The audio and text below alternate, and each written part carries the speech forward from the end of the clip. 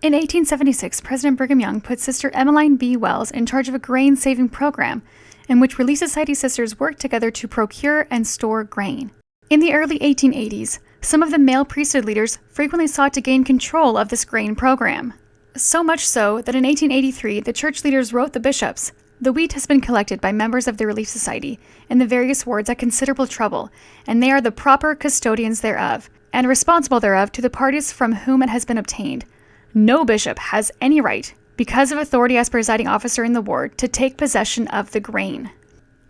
This was still the church's policy in 1896, when Wilford Woodruff told Zina D. Huntington Young, Eliza R. Snow's successor, as head of the Relief Society, that even the president of the church had no right to take a handful of wheat and dispose of it.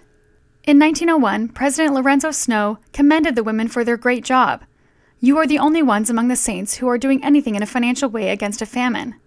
President Snow then listed off what the Relief Society had: 103,783 bushels of grain, along with flour and beans, over $3,000 in cash, 30,000 members, and a building fund of $5,000, and upwards of $100,000 worth of property in their possession.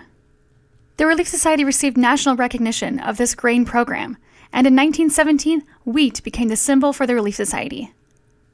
In the church manual, Daughters in My Kingdom, it says, "The wheat also provided nourishment for thousands during World War I, when the Relief Society sold 200,000 bushels to the United States government." But this is not true. In 1918, the government of the United States of America requested to purchase the Relief Society grain storage to address worldwide grain shortages.